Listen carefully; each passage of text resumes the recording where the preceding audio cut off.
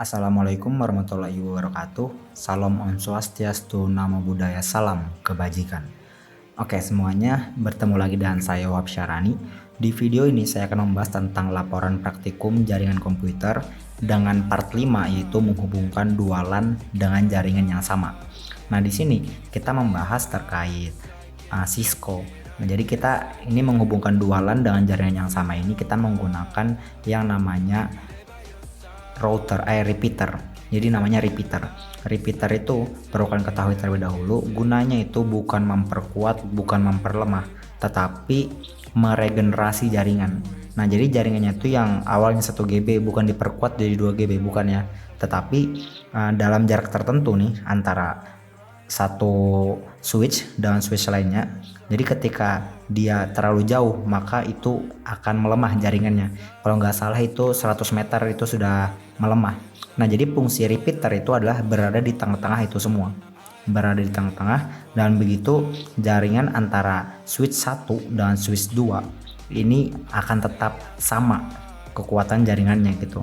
Jadi kalau ada yang bahas tentang memperkuat itu kayak rada salah juga ya, karena mungkin lebih tepatnya itu regenerasi, yaitu dikembalikan ke awal gitu lah, jaringan itu dikembalikan ke awal. Nah, jadi di sini kita sudah punya data-datanya, itu PC1, PC0, PC1, PC2, PC3, PC4 dan PC5. Oke, di sini kita pendek aja karena kita cuma punya 3 tujuan: menghubungkan PC dengan switch menggunakan kabel straight stroke. Ini sudah saya bahas di video sebelumnya, nanti akan saya percepat aja. Nah, yang selanjutnya adalah tambahkan repeater ke dalam workspace dan melakukan simulasi. Oke, jadi sini kita mulai dengan menghubungkan PC dengan switch menggunakan kabel straight stroke.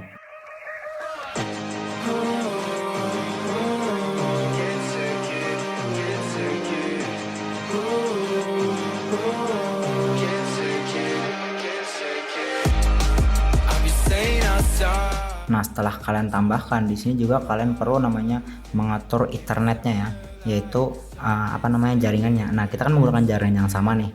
Jadi kita tuh IP-nya semuanya sama, berbeda, dan switch yang part 4 kemarin itu adalah dua LAN yang berbeda. Di sini kita dua LAN yang sama.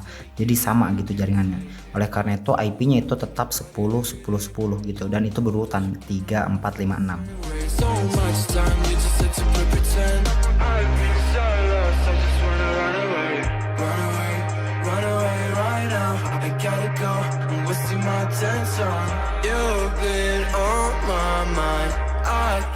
Dan di sini jangan lupa kalian kasih note aja supaya lebih mudah aja gitu, kalian lebih mudah aja ngingatnya, dan di laporan itu tertera jelas IP-nya gitu loh.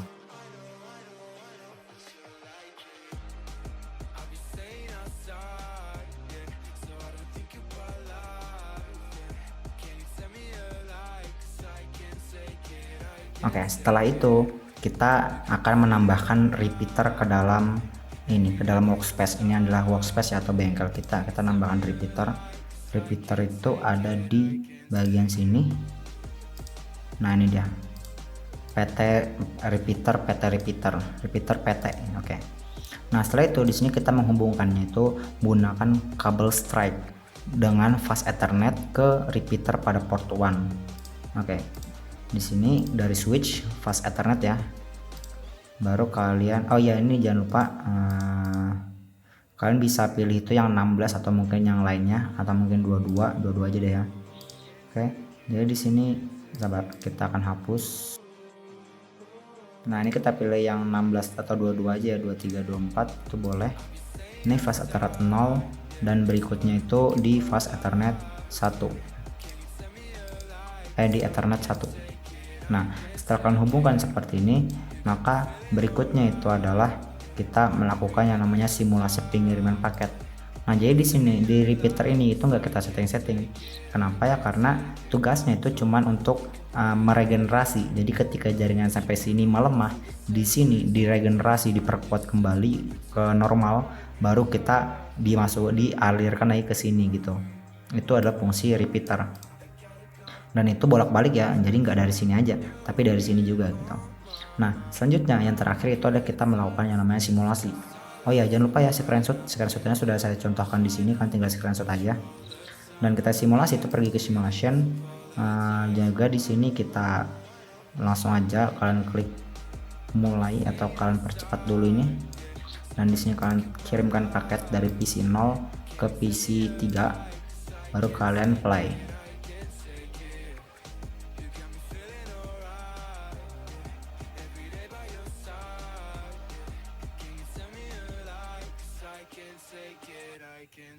Nah, paket sudah diterima dan di feedback ya, di feedback ini atau dikembalikan sebagai penanda bahwasanya oh saya adalah IP ini begitu. Nah, ini sudah selesai, tinggal kalian screenshot aja lagi. Screenshotnya itu kalau nggak salah 3 biji, 1 2 3. Nah, udah selesai simulasinya, seperti itu aja. Pengerjaan tugas sudah seperti juga. Dan juga di sini saya ingin nambahkan juga, tadi barusan saya ada pelajaran dari dosennya, yaitu kenapa sih ketika kita di switch pertama kali nge-switch itu ke broadcasting, bukannya switch itu kita sesuai pilihan kita ya, bisa broadcasting, bisa multitasking atau unicasting.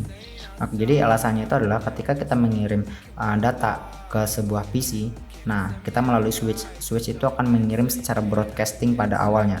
Kenapa broadcasting? Agar memastikan IP-nya yang mana itu MAC address-nya akan dicatat di memori di switch itu sendiri. Nah, nantinya ketika pengiriman kedua ketiganya, maka dia akan mengirim melalui langsung ke alamatnya, jadi nggak lagi broadcasting. Tetapi di sini ada beberapa waktu, beberapa menit sekali, atau menit atau jam, saya kurang tahu, kayaknya menit deh. Itu beberapa menit sekali si switch itu akan mengirim secara broadcasting lagi.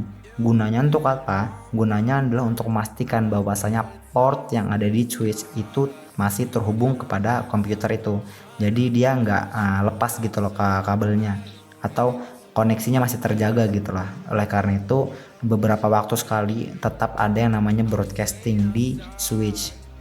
Nah, oke, mungkin itu aja untuk penjelasan video kali ini. Seperti biasa, rangkum laporan praktikum akan saya share di link deskripsi video. Nggak hanya laporan praktikum, tapi juga file PKT-nya ini. Kalau kalian mau nge-save, kalian bisa save as, atau kalian bisa lakukan ya sembarangan lah. Pokoknya seperti itu aja. Semoga video ini dapat membantu buat kalian, dan saya Syarani. Sampai jumpa di lain video.